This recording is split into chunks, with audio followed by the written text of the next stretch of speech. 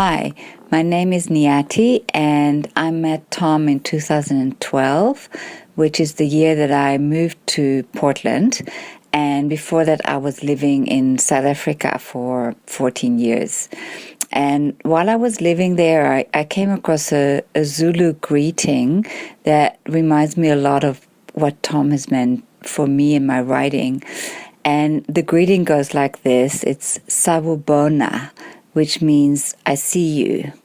And then the other person responds and says Sikona, which means I am here. And the deeper meaning of that greeting is really that until you see me, I do not exist. And it is through the act of being seen that we call each other into existence. And I feel that's really what Tom has done for me. And before I met Tom in my writing, I wasn't even aware how much of myself I left out of my stories. And, you know, being a Dutch Jew originally, the whole notion of staying hidden and invisible is just totally part of my DNA, and also informed how I was writing. But I didn't even know that until I met Tom. And so when I met Tom, I felt he really saw the stories that lived inside me and made me feel that he wanted my stories and he wanted the depth of my stories, and not just the stories, but my inner worlds as well that, you know, that go with those stories. And so I feel like, you know, Tom, through seeing me in that way, he called my stories into existence, and in that he called me into existence and allowed me and gave me the courage to make myself visible in this world. And that's deeply moving experience for me, and I'm deeply grateful for that.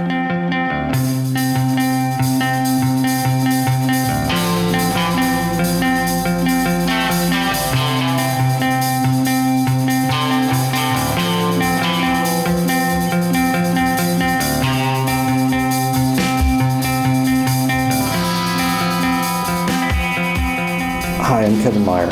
I've been in Tom Spanbauer's Dangerous Writing workshop since late 2003, and that's 15 years. That's a long time. But I've stayed with Tom for that length of time because not only is he an amazing writer, I mean, In the City of Shy Hunters and I Loved You More probably affected me more than any other books I can think of, but he's an incredible teacher. I really believe in what he teaches, and I've never stopped learning from him throughout those entire 15 years. Even when I'm not writing myself, if I'm just absorbing what other people are working on or helping pass on what I've learned from him over the past 15 years, there's always something new every week, every Thursday night. And Tom has a really, really excellent teaching style. You know, he's calm and he's gentle with everyone. He always takes the time to check in with people, and, you know, getting your work critiqued is hard, but he makes sure that everybody's doing okay at the end of it and they understand why, you know, we keep pushing to make your writing better. And that's the other part of it that's really important, is he holds your feet to the fire. There's no shortcuts in Tom's workshop. You know, he teaches a lot of techniques that, you know, maybe on the surface sound kind of jargony. We've got things like on the body or step back and step up. But these techniques boil down to maybe two things. One is that writing is really hard work, so it's pretty common to want to do the easy thing. But Tom is always going to teach you to do the extra work, to do the hard thing, you know, in terms of the writing technique itself, or what's hard for you emotionally. I mean, that's why it's called dangerous writing. And the other part of it is how to get closer to yourself, to figure out who you are as a writer. You know, we all have decades of third-person omniscient writing sound buzzing around in our heads, but Tom's going to ask you to do the hard work to figure out who you are as a writer, as a voice. And finally, Tom's created such an amazing community. You know, I've met so many incredible people and incredible writers over the years, and Tom has influenced so many people. What's really amazing is that a lot of those people he's influenced have gone on to influence others. You know, when you look at Lydia Yuknovich or other people like that. Last year, when Tom was awarded the Stuart H. Holbrook Literary Legacy Award, I was in the crowd, and it was just amazing to watch that standing ovation go up at the end of his speech, to see how many people he's touched over the years. And I'm just one of them. Tom is one of the most important people in my life. He's taught me not only to be a better writer, but also a better human being. And for that, I thank you, Tom.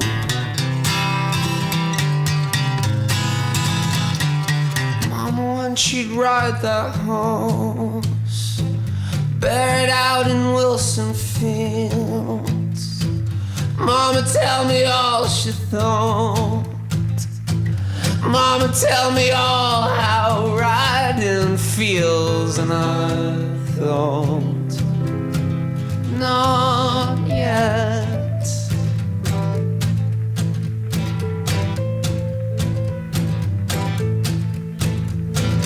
Then when Mama got to want, no one ever rode that horse, till one night I stole her key, and I did ride it all night till dawn. When I thought, not yet.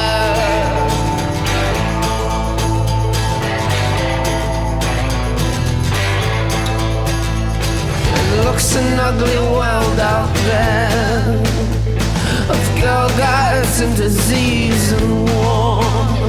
I love my little velvet bed, I never wanna leave it anymore, at least not yet.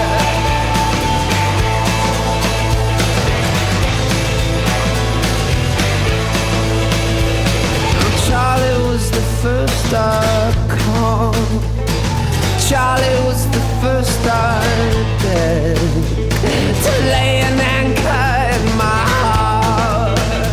He's running his fingers down inside my legs when I go. Not yet.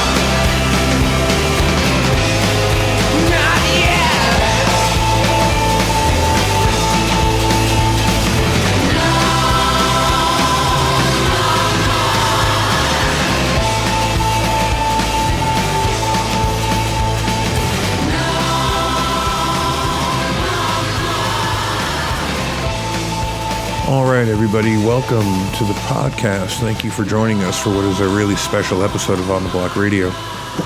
Well, let's be honest. I hope all of the episodes are special and unique in their own way, but I'm very excited about this episode. It's a bit of a departure for us. Our guest this week is Tom Spanbauer, the author and founder of the Dangerous Writing Workshop. Tom has published 5 novels: Faraway Places, The Man Who Fell in Love with the Moon, In the City of Shy Hunters, Now is the Hour, and the recently released from local Hawthorne Books, I Loved You More.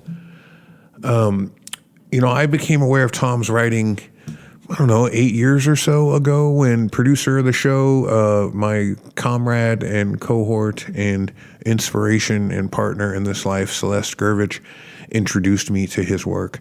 I had heard him on NPR and kind of been aware of Tom and his reputation here in the area before that, but I really started reading his stuff and fell in love with it about 6-8 years ago. And I read The Man Who Fell in Love with the Moon and then In the City of Shy Hunters. And I'm telling you, I was blown away. Never, ever, ever had I read such gripping and immediate prose. I wasn't prepared for what I found in those books. The immediacy, the fragility, the ability to dive down into the depths and the complexities of a human soul.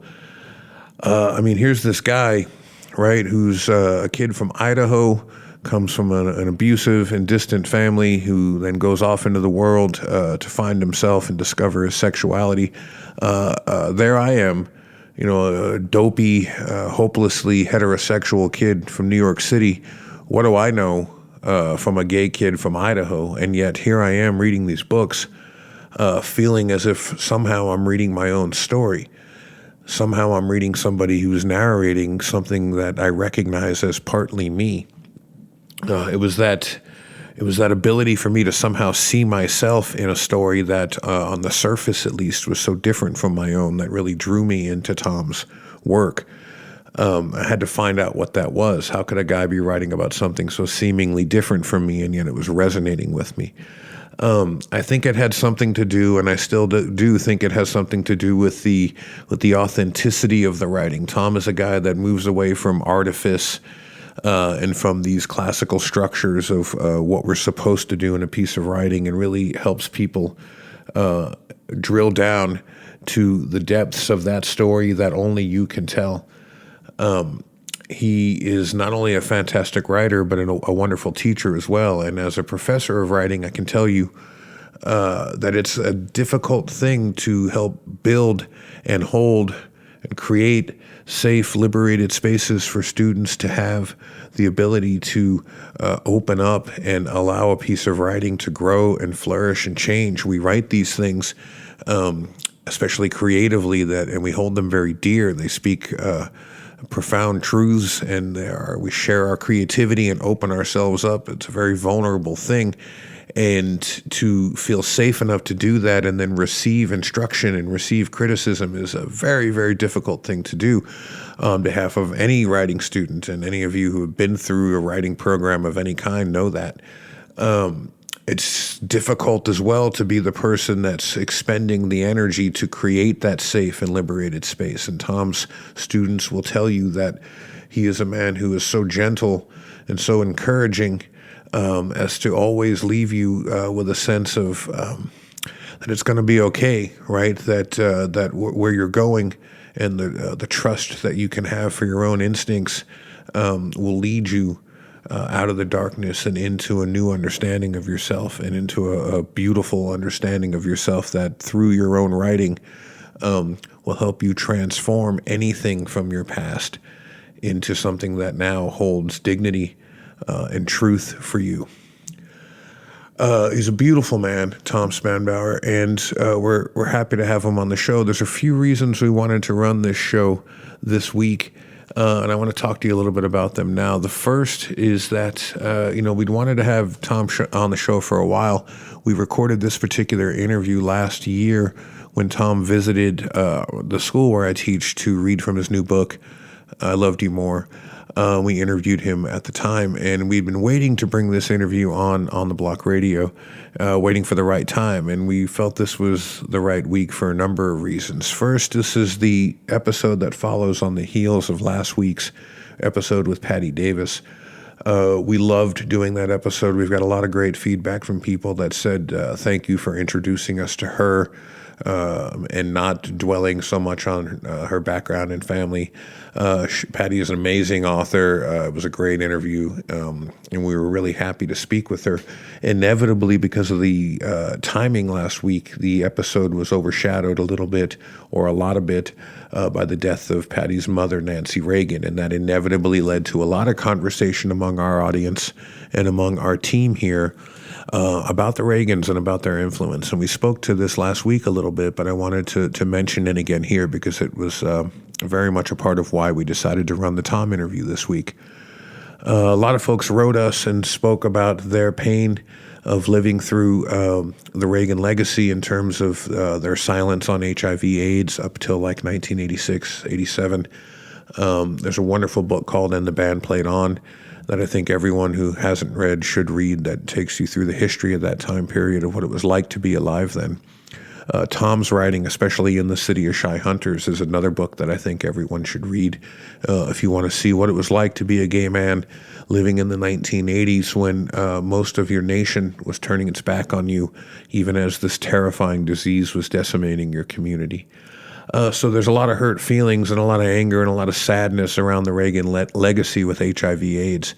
Now, Patty Davis has nothing to do with this, right? We are not responsible for who our parents are and for how they behave in the world. And nobody more than Tom Spanbauer knows that.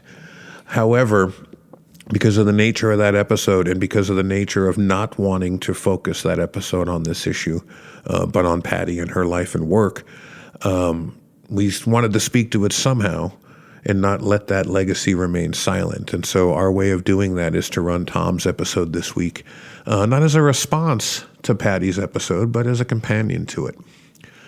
The next reason that we are playing this episode this week has to do with Tom himself. You know, here's a guy that has left such a profound legacy, has done so much for this community, for this writing community, and for the community at large. But as we age and as we increase in the complexities of our own relationship to our bodies, sometimes it runs us down. And as I was saying a second ago, it takes a lot of energy to do this work. It takes a lot of energy to be this kind of teacher and this kind of writer. And so Tom's been on the mend lately. He's had some health issues and has had to step away from the teaching table and sit on the sidelines while his body recuperates a little bit. And I think all of us, if we're sensitive people, if we're fragile people, if we're caring people that want to do something in the world that matters and that reaches other folks, we wonder, especially in these times, has it worked? What has our life meant? Has it mattered to people? Has our influence mattered? Has our teaching mattered? Has our presence mattered? Will people notice if we're gone, right? And the answer for Tom Spanbauer is a profound and unanimous yes from this community and the community at large.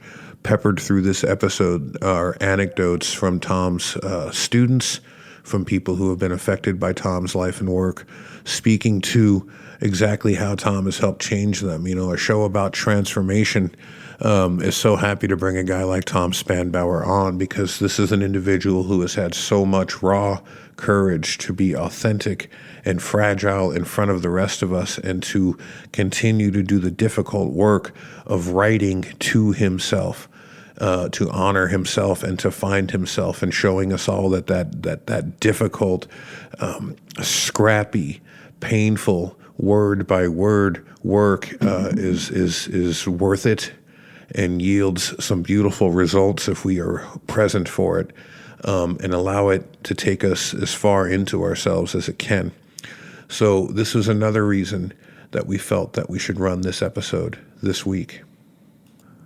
So this episode is not just an interview with a great writer and a leader and a teacher in our community. It's a love letter to a man who deserves all of our love and affection, who's given so much of himself and allowed us to see pathways to find ourselves as well. It's also a love letter to the entire gay community. There's so much work that continues, that needs to be done, that continues to need to be done regarding building bridges, providing people with safe access, and creating communities where people of all stripes, of all different ways of knowing and loving, of all different ways of being, can feel safe, accepted, loved, and integrated into a world that is big enough to hold them. So Tom Spanbauer, thank you. We love you. I love you. I'm so glad I had this opportunity to speak with you, and I'm so glad that On the Block Radio has had an opportunity to use our show as a platform for your community to mirror back to you all that you are and all that you have done for us over the past several decades. All right, folks, we love you, and we'll see you on the other side. Welcome to On the Block with Andrew Gurovich, a podcast about authentic people doing beautiful things. Enjoy the show.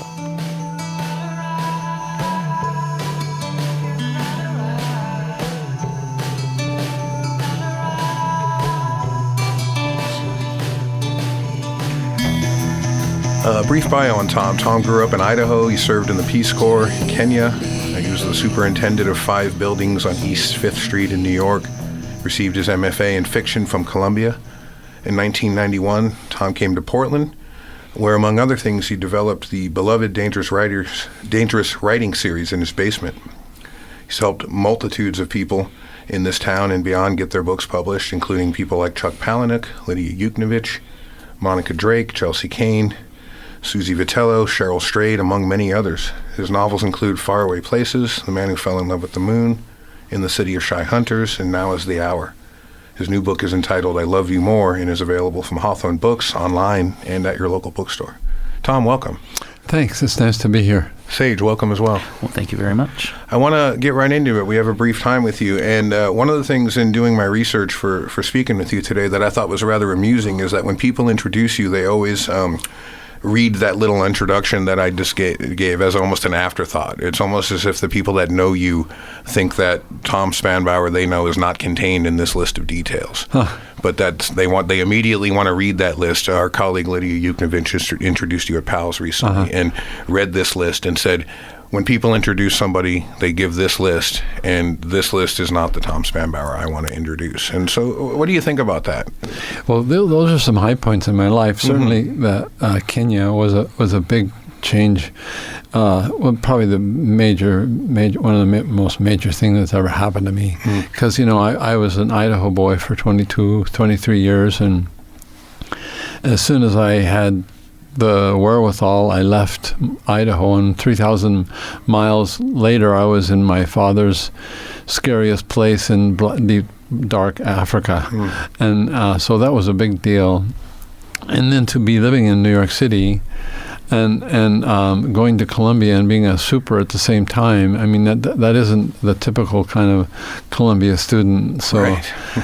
That's something too. And then, moving here to Portland, and everybody thinks I have dangerous writing in my basement. I do now, but it's the house I live in now. Before I lived in Southwest, and it was in my dining room table. Okay. So I don't know, other things that are important. I can't really. Can you think of any? Sage, how about you? Well, more what I mean to say is, let me ask this: why did you go to Africa right from Idaho? Yeah, I did. And did you go there to get out of Idaho? Well, it was 1969, and the Vietnam War was on, and I didn't want to go to Vietnam. Yeah. But mostly I was in love with John Kennedy, and I really, this idea of Peace Corps, of this whole altruistic idea of helping the world, or, I was just so full of it. I was a full-blown hippie. And I got to travel. I got to get out, and the first thing that happened is because I was from a rural background, they gave me a job managing 500,000 acres and put me in Maasai land. Wow. And the Maasai are difficult people. they called me boy for the whole time I was with them. And I was basically a taxi driver, and the actual the program that I was supposed to be with never was funded. So I was just kind of in the middle of Maasai Land, hauling people around so that they could get to the store. And it wasn't very fulfilling to me. And I changed jobs after about 6 months and got a job of being a crew boss. And I hired 12 men, and we built 2 workshops for in a place called Mathari Valley, which was Cardboard City, and so I actually built 2 workshops that could hire up to 20 women, so that these people in this slum area could have some work. But this was a great job because we all worked together, we all dug together, and then I got these guys a great wage per day, and then I got them a dinner as well. And so I was really proud, really happy of all this. Of course, I got to know these people really well, and they got to know me, and all that, Wakamba, Kikuyu, African American, all stuff all went away, and we were all just people digging a hole. It was great. Wow. Your writing, to me, displays frequently a real deep understanding, and this maybe connects to what you're talking about, for a love and an understanding of indigenous peoples. I was wondering if you can talk about where that came from, where that love for indigenous people, did it start in Idaho? Well, I think it started it started because my father was a racist. And, if he could have had slaves, he would have had slaves. And he was a pretty brutal man, and I wasn't like him, and I didn't want to be like him. So I think that's where it started. We used to have Mexican laborers that would work for us. And, there would be 12 to 14 people living in a 2-room house right next to the feedlots. And they had they had running water, but they didn't have a toilet. And these people were always just so looked down upon. And I just couldn't get it, because these people were Catholics, like my family was Catholic. And they were really the only people that around me that I could be friends with. So all my friends were young Mexican boys and girls, and so I am really early on connected with these people. First out of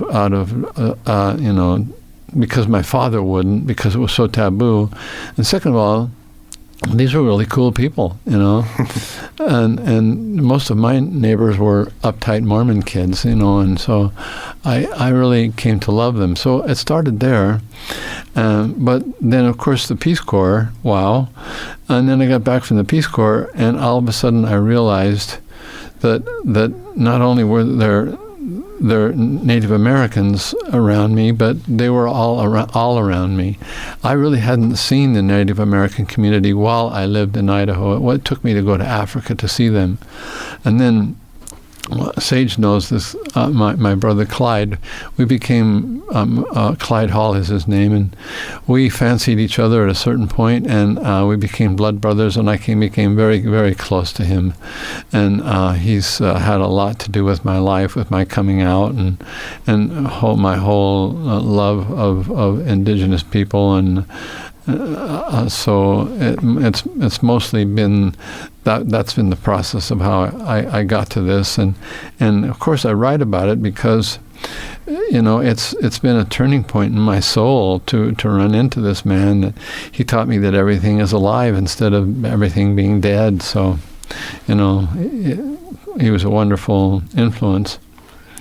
You talked in the reading today about the importance of reading your work aloud. There was a person who asked you a question to a community of people that you love and you trust. And I want to talk a little bit about Dangerous Writers, not only about the process and how it works for someone that's coming in, but I kind of want to start on the other side of it and talk about what the community has become. We attended the event, what was it called at Sage the other day? And, it's Portland at Heart. Portland at Heart, Blue Monk. Yeah, the Colony put together. And it was phenomenal. And to be a part of these groups of people that clearly love one another and trust one another, and then can read their work to one another and then also share it with the public, is a pretty profound thing. And Sage read a story that was phenomenal, and we were talking today a little bit about how when he saw aspects of it hit the audience, he kind of felt it for the first time. And it was very much like what you were talking about with having done that. So can you maybe talk a little bit about not only the importance of that for yourself as a writer, we were talking before about,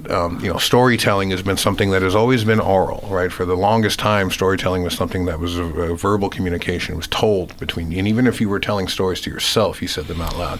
It's only very recently that people read quietly. And so to me, I was just struck by a very ancient notion when you were talking about this. And then I guess the second part of the question is, how important are those thriving communities for writers, when writers can write and see that there's people out there that want to come listen to it and want to participate in them? I think that inspires them to write and share more.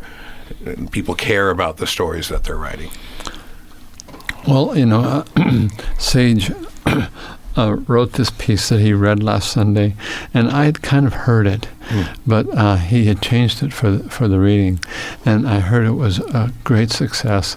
And Sage just told me the reaction to it, but you still have to read it to me. So we've got a date for Sage to read this to me. But this idea of community, it's pretty interesting to me because. When you meet with people around a table and you start writing dangerously, immediately everybody goes to that place that's hurt, that place inside them that's secret, that taboo in them that they're trying to get over. And so immediately, when people go there, immediately you have this incredibly human bond. It's like the Dalai Lama, that we look at each other and we look deeply into each other's eyes and be kind, because inside there's a great battle waging. So all of us know that there's a great battle waging in us. And so what happens is we immediately have this connection. The thing that's really happened to me is, since I've been sick with AIDS, I haven't really been a very social person. And it's only been since Sage came along in the class, and he's this young, beautiful Jupiter that has all this energy. I'll take it. This my class, there was always this class, but when we'd get together, I was always just kind of shy, and people were shy, but we knew we loved each other. But now that Sage has entered the picture, we have a big, thriving, heartfelt community that, we have outings, we have, liquor drinking contests, we have, we have food, and it's just this incredible, this community, and it's this community is so important because, when I look around the table at the disparate people that are in there, these are people that are just coming off the street. I'm not saying you have to give me a sample writing or something.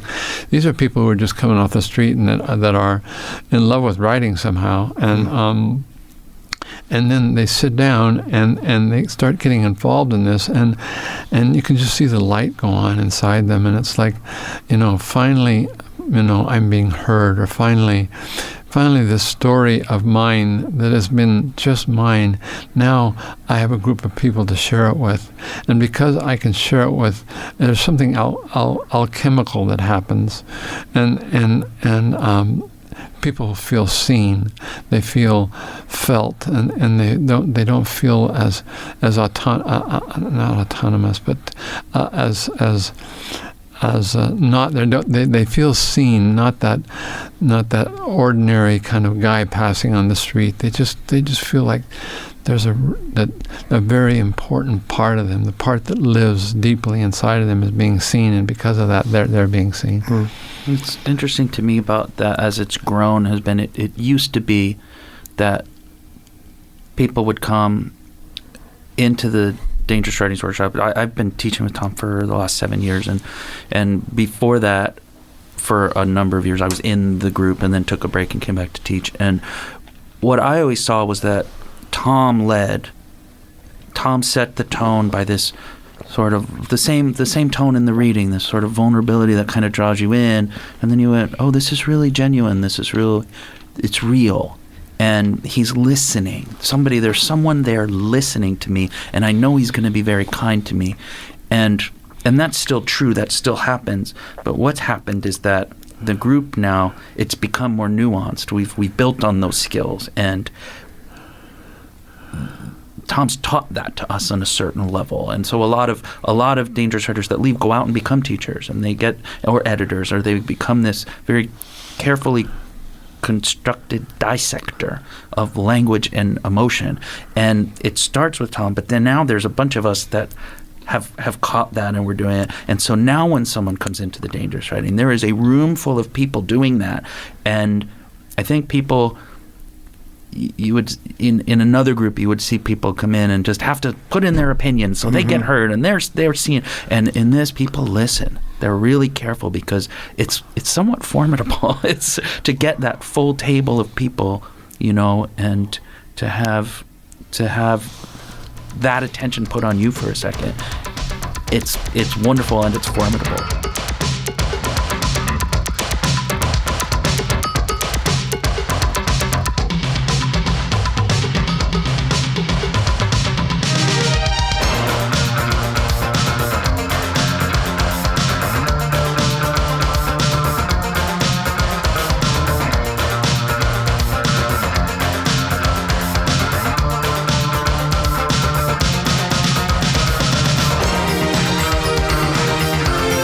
Thanks for listening to On the Block.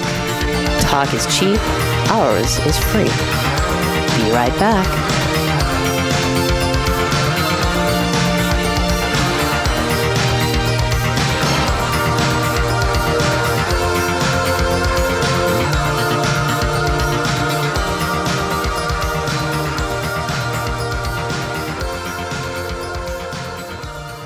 I met Tom Spanbauer at Wordstock in 2006. I was in a room with a few hundred people. I responded to the prompt, "The moment after you were different." The thing I wrote about was the secret I was holding on to. My secret was my suicide attempt. When he asked for volunteers to read, I raised my hand. There were people around me. They didn't write anything down. They looked at me like I had the courage they didn't have. I was so scared. Tom with his spectacles. He looked wise. He looked like he could change my life. Tom is the kind of man who gives you courage. Just by looking at him, you know he's going to listen to you, and he's going to give you time and space and all of his heart. He and I in that room. What I remember most is his heart holding up the secret of my suicide with all those people. I felt safe. I felt cut open, my bleeding heart broken there for all to see. He said things I didn't understand, phrases like throat clearing. And the object, the knife, how even though it was scary, I had loved that object. And then it was over and he was on to the next person. But there was something in me that woke up that afternoon. My body felt it, some kind of light burn in my chest. When I walked up to him, it was with purpose. I didn't really know then what this feeling was, but I know I wanted more of it. This was some kind of sign, and I had to listen to the sign. I had to go up to him. And I did. I asked him, "How do we do this like all the time?" And he looked me over, and he saw my heart break, and he took a while to say what he said back to me. "Why don't you come to my basement on Thursdays?" And 10 years later, I'm still there. Knowing Tom hasn't just improved my writing, it's improved the way I teach photo and video to high school students. He's made me a better listener. He's made me a better person. He's shown me an open-hearted way of living. Thank you, Tom.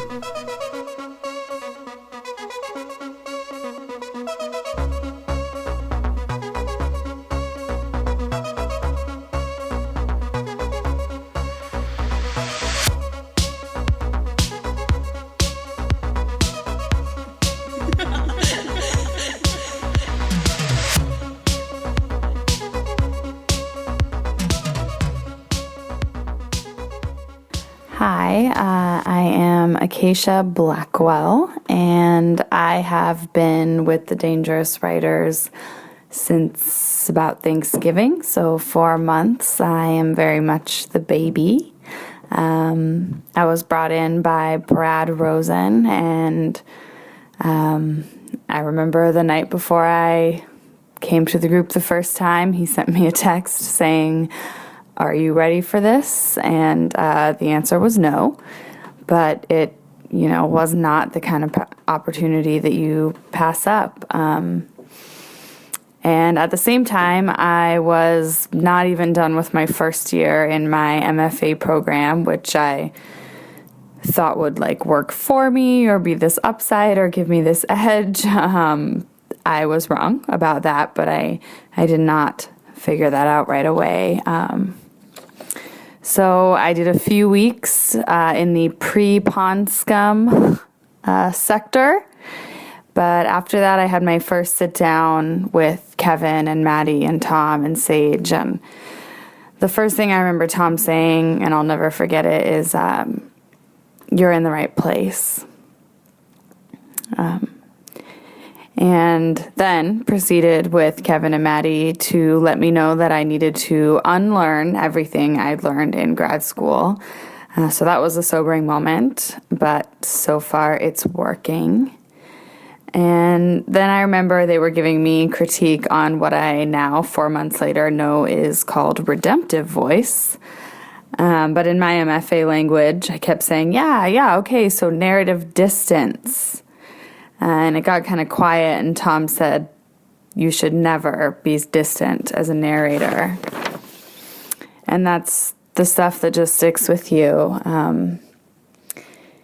Afterwards, Tom came out to the Vern with us and bought me a beer and put his arm around me and said, I hope you know I still love you. And that's just who he is. That's the man I've come to know, even in this really short period of time. And one last thing, last month at the Burnt Tongue, I did my first ever public reading, and I was terrified because I was reading and writing from the sore spot, telling things I thought I might never share with anyone. And that's all because of Tom. So thank you.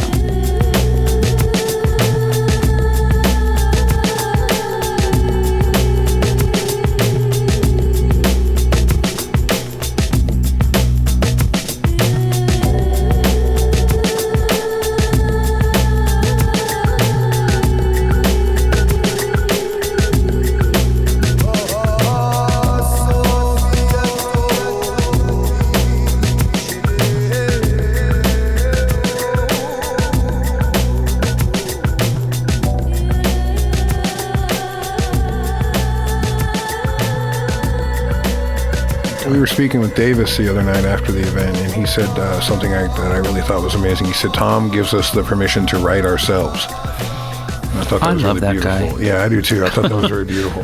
Wow. And then he gives us permission to write ourselves. Can you actually, now that you're on that stage, can you just talk us through the process of someone comes and wants to be a part of the Dangerous Writers?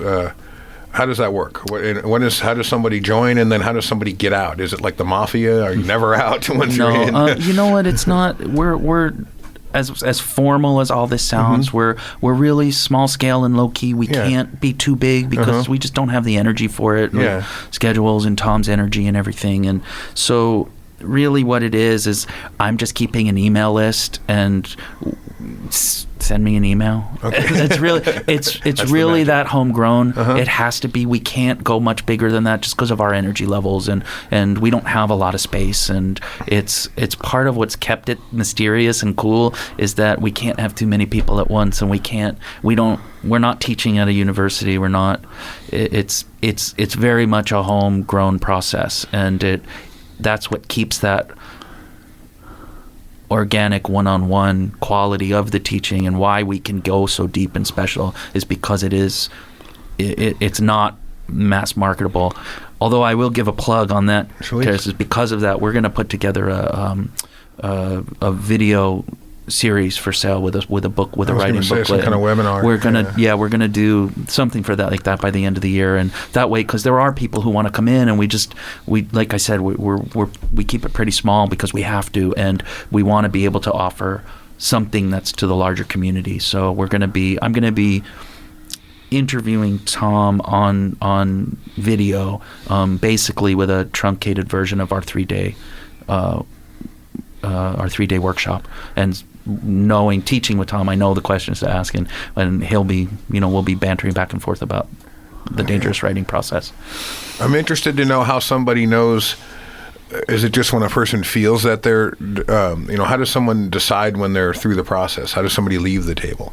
Do you decide that? Is it project-based? Do they decide? It's usually project-based. Okay. When someone has finished their novel, they move on. Okay. But it's a group of people, and humanity comes up. I got another job. I can't come on Thursday. My mother is dying. It just things like that happen. So that's pretty much. It's just that normal attrition of being human. Okay.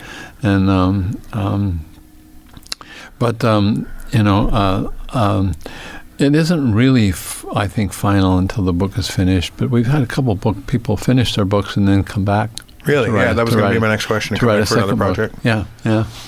There's a way that the community, the table itself, is so close knit now that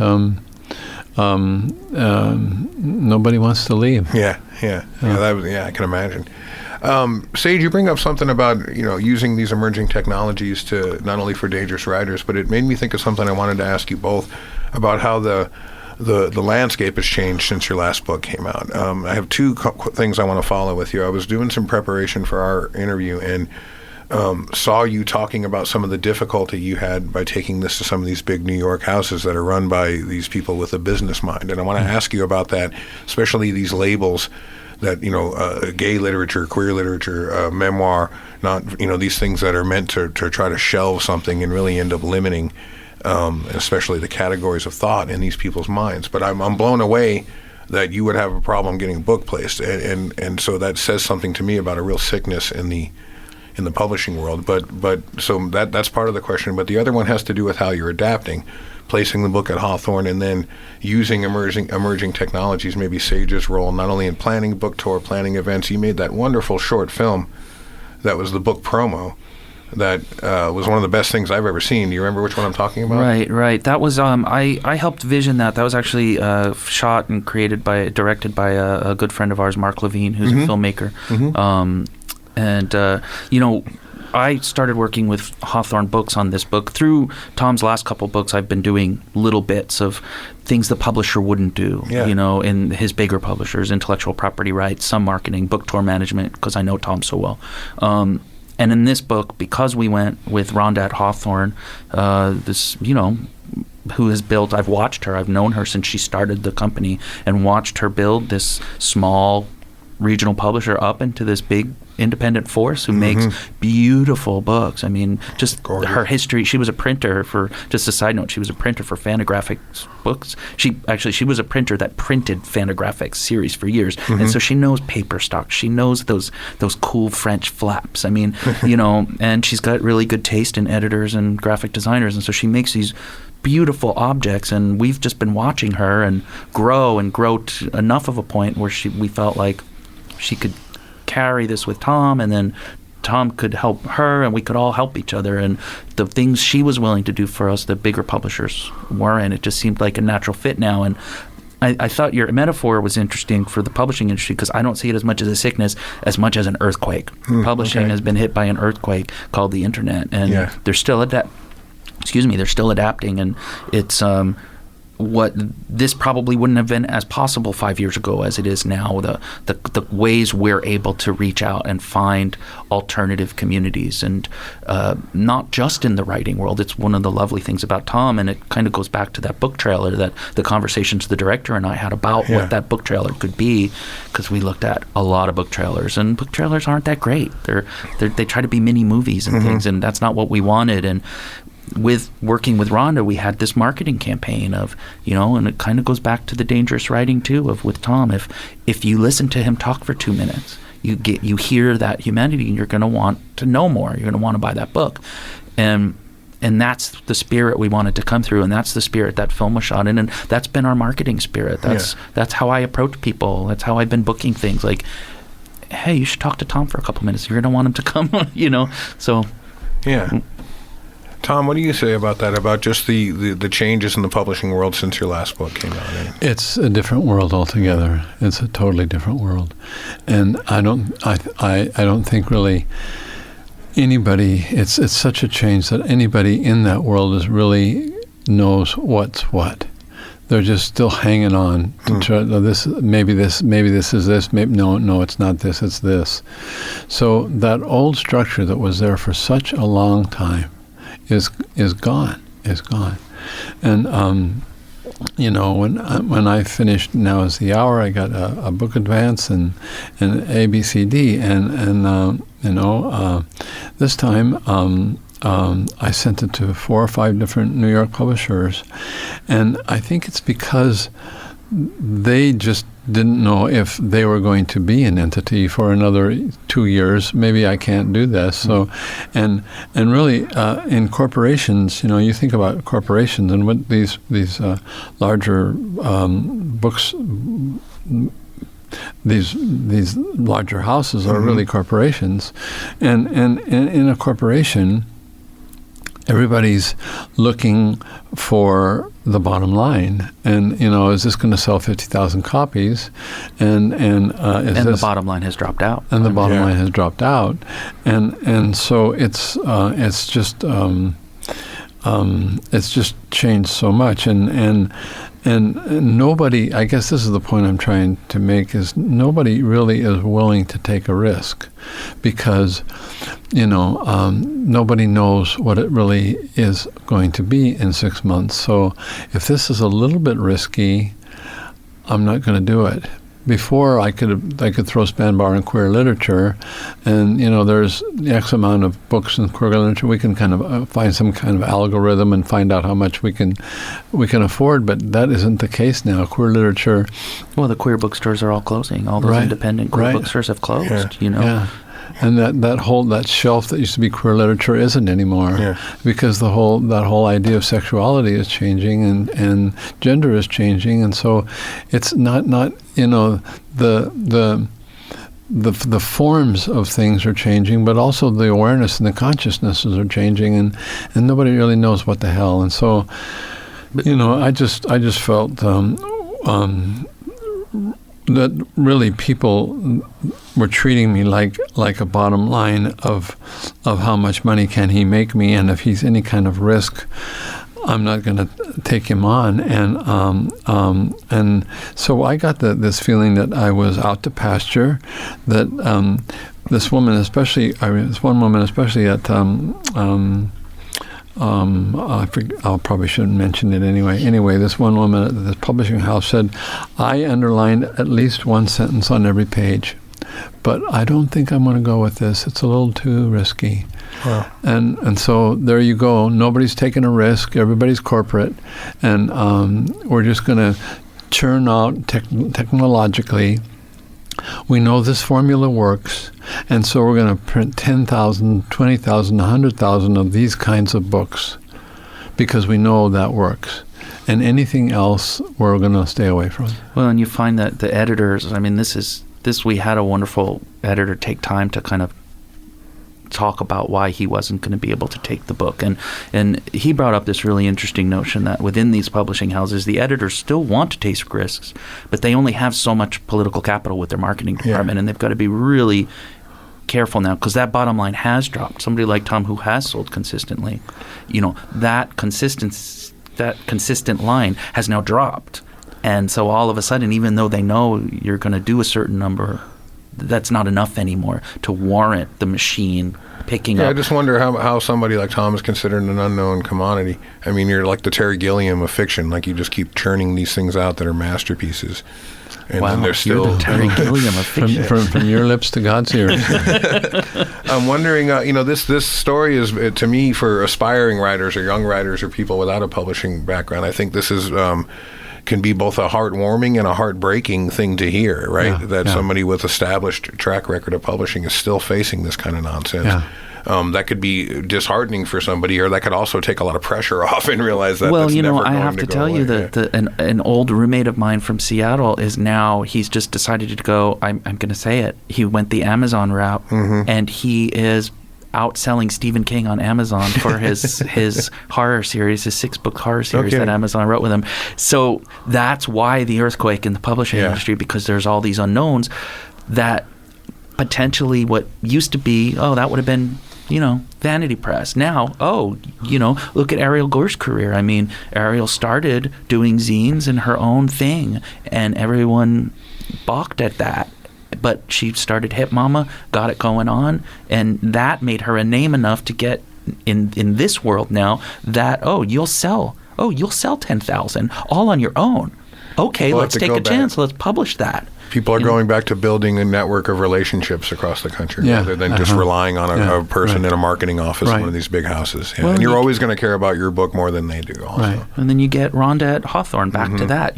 She, I think for a long time, she resisted that label of regional publisher. Now it's a huge strength. Yeah. It's huge. It's huge because she is such a force for Northwest writers, I had a friend a long time ago. He was a psychic, but besides being a psychic, he was just Sam Goldsmith to me. He was just he said something really that I've always remembered. He said, "Really, you're only going to get things done through the relationships that you have." Yeah.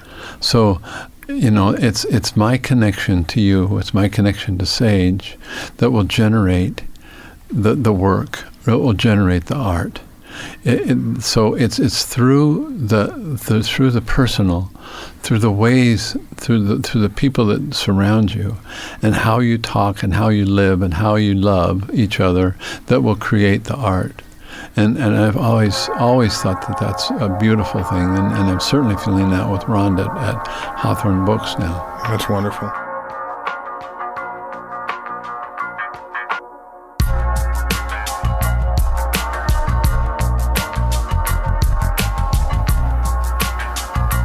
Hey, this is David Gonzalez, and you're listening to On the Block Radio with Andy Gurvitch.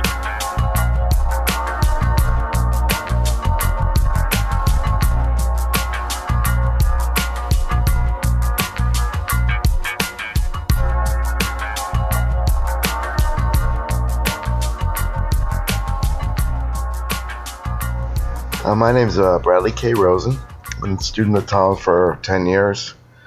What can I say about my man Tom Spanbauer?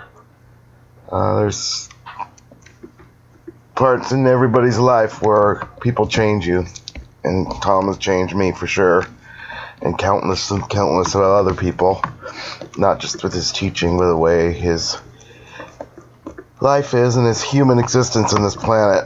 He has just brought so much love and trust, and I just can't say enough about how much I love the man. Oh, and did I say what a great dancer he is? Suave. That's it.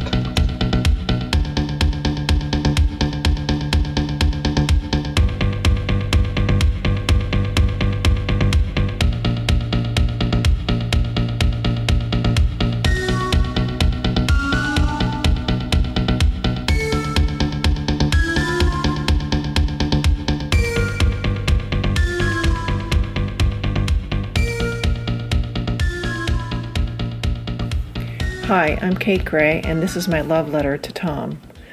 Tom taught me to star words, to lead with love when I'm reading or teaching, to use horses when writing, so readers can ride into the rhythm of a piece, into the ring of their writing. Tom taught me to touch sentences as if they were sinewy arms, to wrap them around the readers, to hold readers close as you and they go to the scary places, the mystical places, go into messes and come out miraculously. Tom gave me the gift of going first, going to the scary place so the reader never feels alone. You're never alone, Tom. Not ever.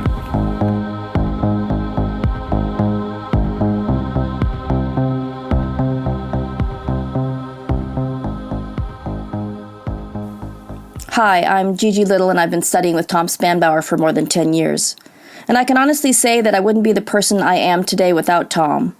The writing is one thing. I definitely wouldn't be the writer I am without his unique teachings and his nurturing and his support. The school of thought he created with dangerous writing felt revolutionary to me after years of reading books that all sounded the same and always stood 5 steps back from the reader. He created something amazing and then opened it up to generations of young writers, including myself, with a teaching style that made it accessible and reachable. But becoming that writer and being able to stretch myself and have the confidence I have because of it has changed me as a person. I spent most of my life feeling like a loser and kind of being a loser. I don't feel that way anymore.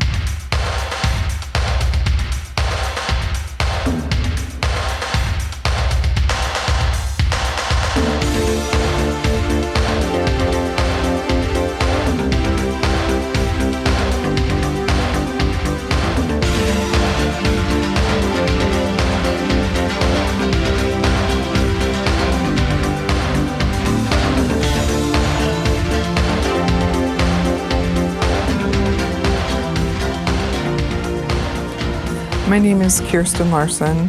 I was a student of Tom's. I tried to get into Dangerous Writers 10 years before I became a student. Tom referred me to Carolyn Altman, who had a group at the time. She moved away shortly after that, but referred me to the Pinewood Table with Stephen Allred and Joanna Rose.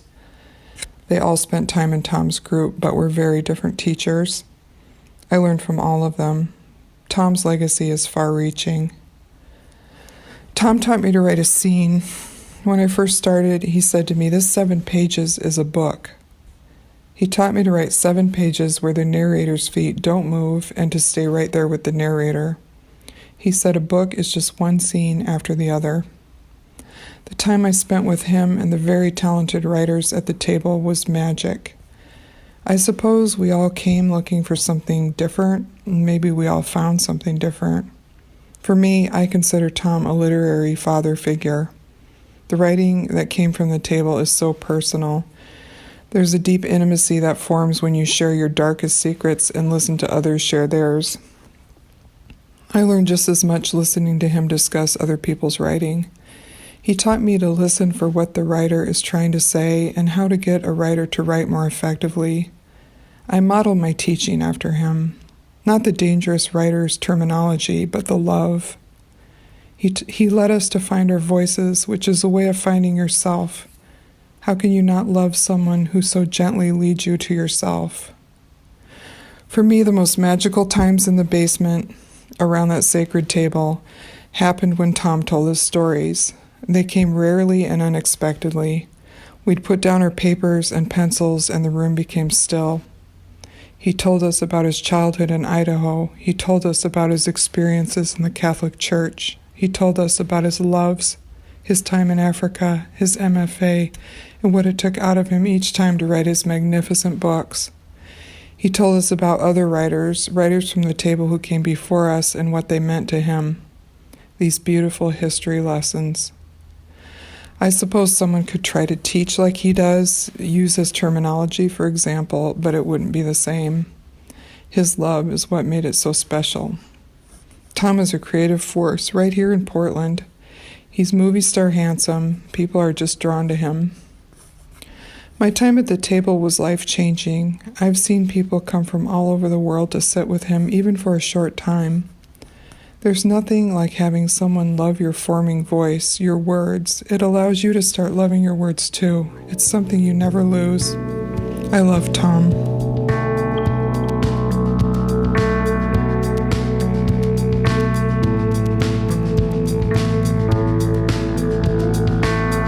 Hi, this is Melissa Dodson with Grief Rights, and you're listening to On the Block Radio.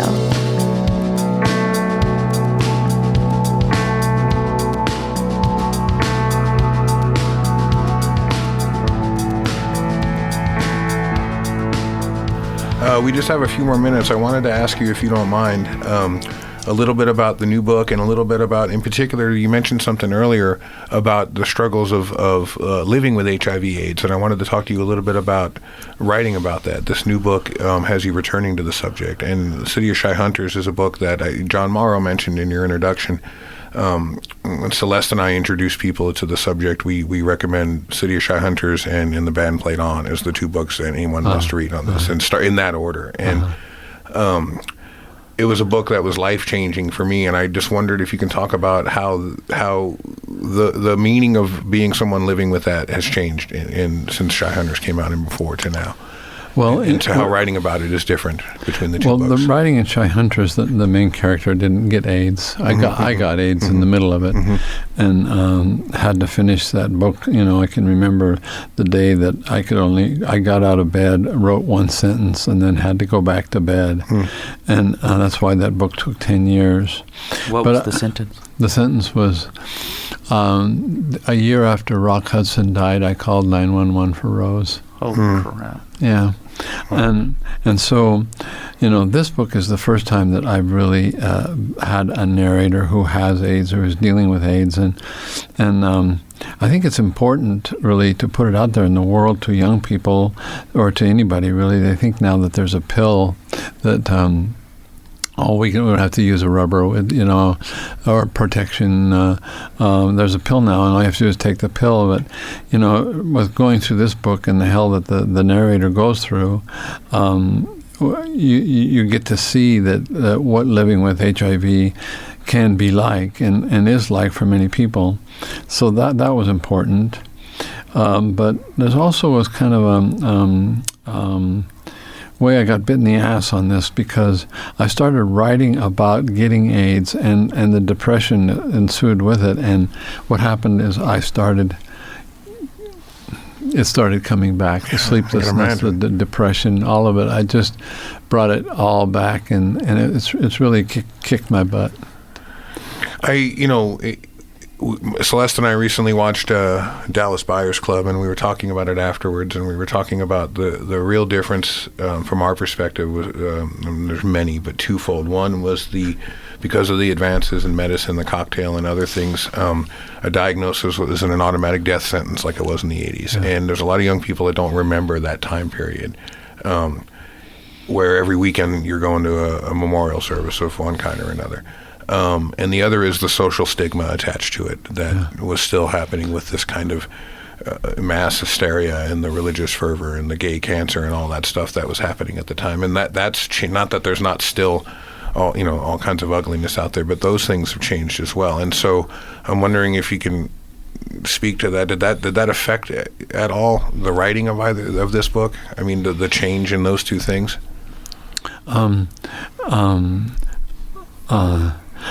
In Shy Hunters, so much of the horror of AIDS was the epidemic of it.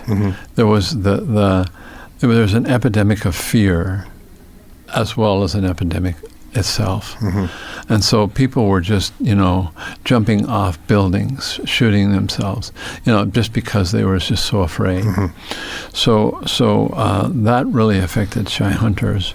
But, now, I go to a clinic downtown, a county clinic, and I get real good health care, and there's no horrible stigma around it. I tell all kinds of people that I have AIDS. Of course, I always have, but there isn't that stigma anymore. There's it's just kind of like it's something to stay away from, and it's something to be careful of. But it's not that old kind of fear that people used to get in their eyes, and they would excuse themselves and leave the room if you told them that you had AIDS. So that's really, really different. And I think, the cavalier maybe way that I talk about AIDS in this is just a way of maybe teaching people how to talk about it. Here it is, and. Hank has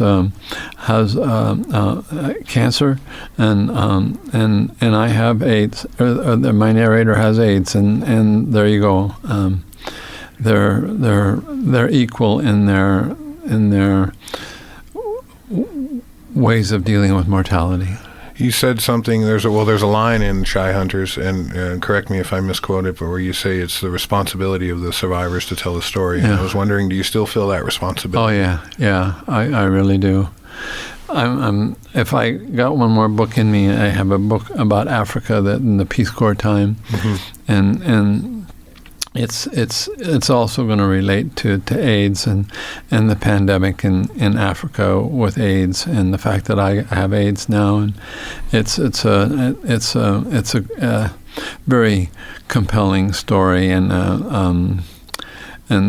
that's one of the main parts of it is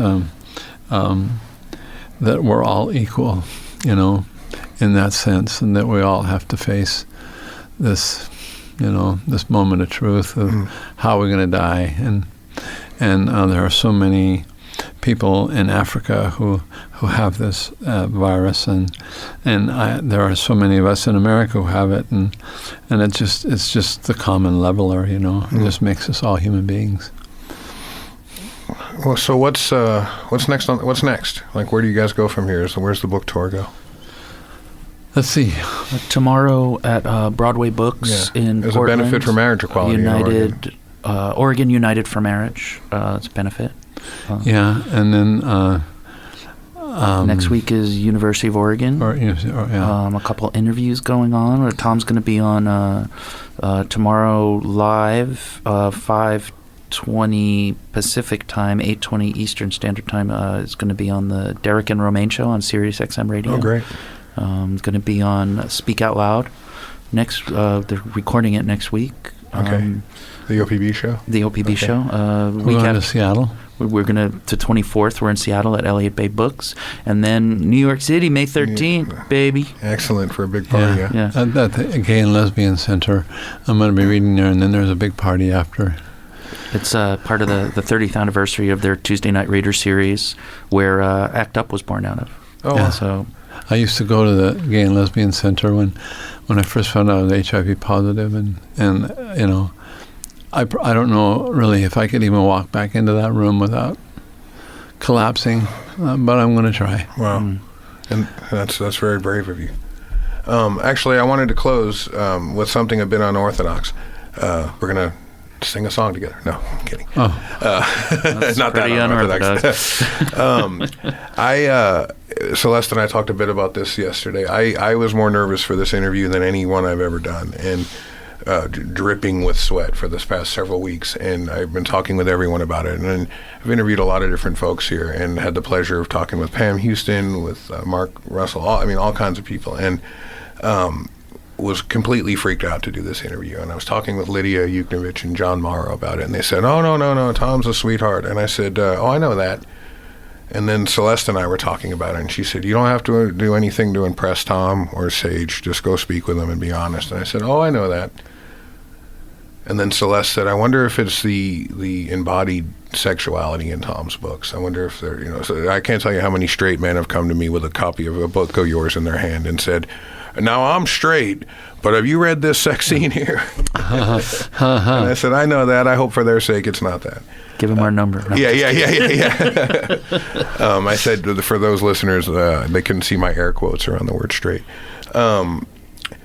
But there was something really bugging me about it. Why was I so nervous to sit down with you? And what came to me after thinking a lot about this was thinking about your art and thinking about how it's hit me since I moved to Portland in 1991 and fastly became aware of your work and the work you're doing here. And I'm a person deeply affected by artists when I can see moments of authenticity and courage in their work. And frequently, if it's an artist I respect, there'll be a flash. If it's a musician or an artist or an author, there'll be these flashes of insight and courage and brilliance that take my breath away and leave me in awe because of the person's rawness, their honesty, their humanity, and their courage. And I realized that your art, there's not a word where it's not doing that to me. And I'm a very slow reader, so it takes me 6 months to read a book. And I don't know how to not breathe for 6 months. Mm-hmm. And while I'm holding a book of yours in my hand, I can't breathe. And this is not sycophantic. This is not meant to be anything but an honest appraisal of what I think your work means, not only to this community, to the world. So there's no question in this. I just wanted to really take a moment from the bottom of my heart to thank both of you. Having watched the impact that the two of you have had on this community of writers, how many people's lives were changed on a regular basis. We've been going to Burnt Tongue readings for a while now. what you mean to this community is immeasurable. The Thomas Lauderdale reading the other day, the community of artists and poets and teachers and musicians whose lives have been affected by the both of you, and again, and your courage and your honesty is a remarkable thing that I don't know if we can repay. Just today, at your reading here at Mount Hood, there's a student of mine who's very dear to me, a young gay man who is in a horrible relationship with his father and a very abusive relationship with his dad, and his dad doesn't approve of him and his existence, and he just had to move out of his father's house, struggling with all these areas. Had not read your writing before. Lydia and I were begging him to come to the event. He came to the event, was blown away, left with a copy of one of your books, and is completely changed just by the reading. Like just today, I watched another young man's life with these deep issues with his own father, and that resentment change. And so I just wanted to end the interview by thanking you both and thanking you from the bottom of my heart for what you mean to this community. It's really, really remarkable. Wow. That's I'm kind of speechless with that. Thank you very much. I'll take that in as much as I possibly can. Thank you. That's great. Thank you, Tom. Thanks, Sage.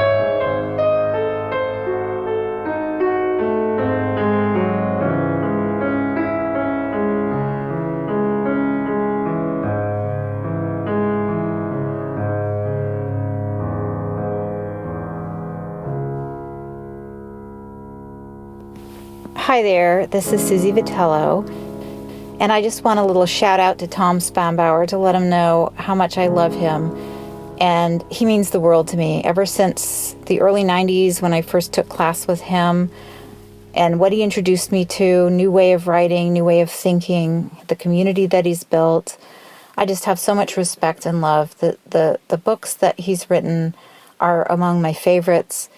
I just can't say enough about how much this man means to me. Tom, we love you.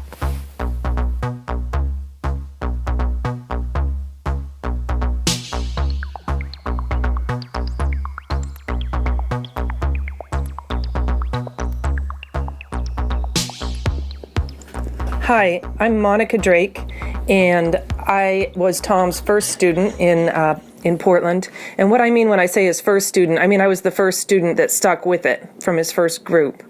And I'd had a couple other writing teachers before I started in Tom's classes, but I think of Tom as my first teacher in many ways because I stuck with his classes and writing, I stuck with writing because of his particular brand of enthusiasm and support and the way he approached writing as a necessary storytelling.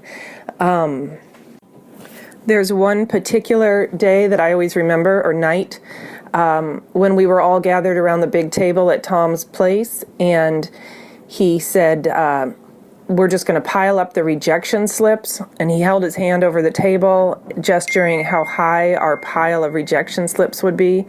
And that moment stayed with me through everything I've done. I'm still piling up the rejection slips alongside the acceptances. So it was a way of taking the pressure off the inevitable, that not everything a person writes will be accepted. And that was just an absolutely beautiful moment. When I first met Tom, he immediately let the small group of us know about his own human health and frailer aspects, alongside his bold, vision and worldview, and that combination of knowing that we're all mortal and life is finite, but maybe we can do some pretty cool things while we're here. And we're not in competition for that. We're in community for that. We're working together on it. And those have just been the sort of pillars of my view as a writer that I've carried forward from Tom. So that really meant a tremendous amount. All right. Thank you. And thank you, Tom Spanbauer, so much for sending me on this particular course. I appreciate it. All right. All love. Bye.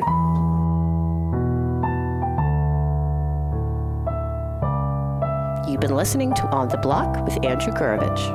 The show is produced in Portland, Oregon by Michael DiNapoli at MD Productions. Theme music by Cat Power. Closing music by Jonathan Oak. Look us up on the web at ontheblockradio.com, where you can also link to us on Facebook, Instagram, and Twitter. Don't forget to tune in next week for a brand new episode. Previous episodes can be found on our website. Thanks for listening. Oh, you're beautiful kitty kitties. Oh, look at you out there. Beauty like a bolt, light in a darkened hallway.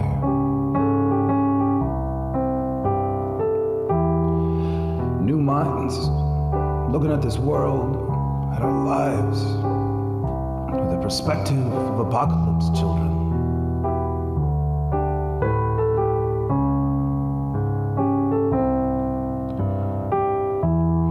Standing dusty in the barren highways, standing broken before the fathers who are meant to make us whole, but who only lied to us about what it meant to be a man, about what it meant to be a woman, about what it meant to be a child of this doomed